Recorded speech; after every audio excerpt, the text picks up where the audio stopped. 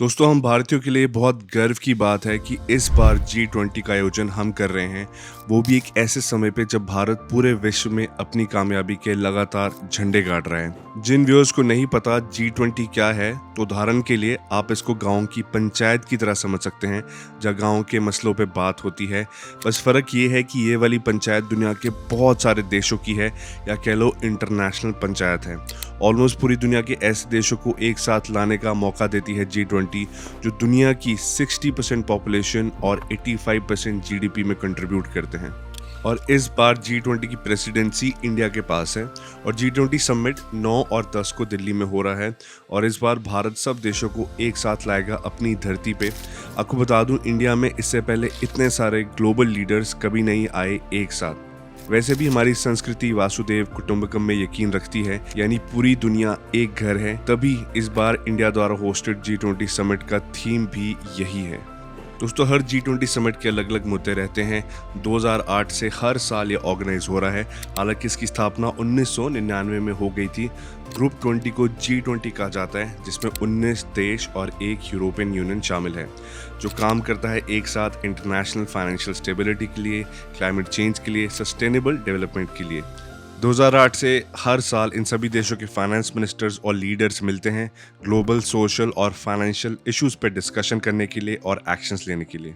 तो दोस्तों, आइए जानते हैं 7 हाइलाइट्स इस बार के G20 समिट के, जो हो रहा है हमारे देश भारत में। तो सबसे पहली हाईलाइट रहने वाली है रशिया यूक्रेन वॉर। फरवरी 2022 से चली आ रही इस वॉर के बारे में G20 समिट में चर्चा होना लाजमी है, क्योंकि रशिया यूक्रेन वॉर की वजह से दुनिया के काफ़ी सारे देशों को समस्याएं झेलनी पड़ रही हैं।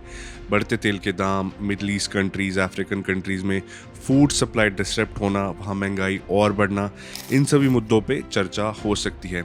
देखना ये भी है कि रशिया और चाइना का इस पर क्या रिस्पॉन्स आता है। दूसरी जो अहम हाईलाइट रहने वाली है, G20 समिट से 2 दिन पहले American president Joe Biden Bharat आ रहे हैं इंडियन पीएम से मिलने। ये मीटिंग G20 का पार्ट ना होकर more of a bilateral meeting है इंडिया और अमेरिका की, उनके आपसी मामलों पर चर्चा करने के लिए। इससे ये भी पता चलता है कि इंडिया अमेरिका का एक बहुत ज़रूरी पार्टनर बन चुका है।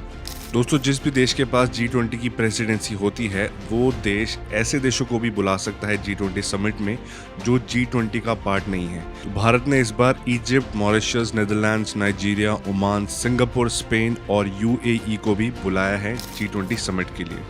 दोस्तों, चौथी जो हाईलाइट रहने वाली है समिट की, कि अफ्रीकन यूनियन को भी पार्ट बनाया जा सकता है G20 का।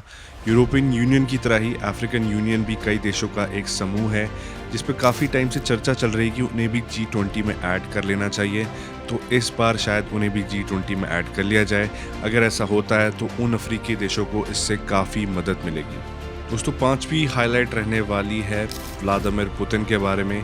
जैसा कि आप जानते हैं, रशिया भी पार्ट है G20 का, लेकिन रशिया और यूक्रेन वॉर के चलते व्लादिमीर पुतिन G20 में शामिल नहीं होंगे। ऐसे में ऐसे देशों को कन्फ्रंट करना जो इस वॉर को अपोज कर रहे हैं बहुत ही मुश्किल होता है उनके लिए। स्पेशली अमेरिका को कन्फ्रंट करना, अमेरिकन प्रेसिडेंट जो बाइडेन को कन्फ्रंट करना बहुत मुश्किल होता। लेकिन खबर है कि रशिया के फॉरेन मिनिस्टर सर्गे लावरोव आ रहे हैं G20 के लिए। दोस्तों, छठी हाईलाइट रहने वाली है इंडिया ग्लोबल साउथ का लीडर बन के उभर रहा है। इस सम्मेलन के अहम फैसले कैसे हैं, क्या हैं, वो ये साबित करने में मदद करेंगे कि इंडिया ग्लोबल साउथ का लीडर बन सकता है या नहीं। हालांकि चाइना हमेशा से खुद को ग्लोबल साउथ का लीडर मानता है, लेकिन जियोपॉलिटिक्स में चाइना ने कुछ प्रोडक्टिव करके तो नहीं दिखाया। बस आस पड़ोस के लोगों को तंग करना, आस पड़ोस के देशों को तंग करना, इसी में चाइना की एक्सपर्टीज लगती है मुझे। दोस्तों, last but not the least, मेरे लिए पर्सनली जो सबसे इंपॉर्टेंट हाईलाइट है वो है क्लाइमेट चेंज और क्रिप्टो। जी हाँ, क्लाइमेट चेंज और क्रिप्टो काफ़ी अहम मुद्दे रहेंगे इस बार G20 समिट के, जियोपॉलिटिक्स के अलावा, क्योंकि ये वो मुद्दे हैं जो धीरे धीरे इम्पॉर्टेंट बनते जा रहे हैं।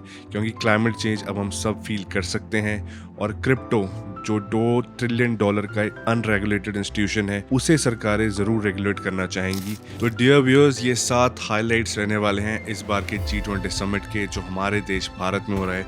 हमारे लिए बहुत गर्व की बात है। मैं उम्मीद करता हूँ कि आप इस इवेंट को फॉलो करें, क्योंकि इससे आपको बहुत कुछ सीखने और समझने को मिलेगा जियोपॉलिटिक्स के बारे में। चैनल पे ऐसे और भी बहुत सारे एंटरटेनिंग और इन्फॉर्मेटिव वीडियोज़ हैं, प्लीज़ जाके उन्हें भी चेक कीजिएगा। चैनल को प्लीज़ लाइक, शेयर और सब्सक्राइब कर दीजिए। उम्मीद करता हूँ आपका आज का दिन मंगलमय हो। You have a good one.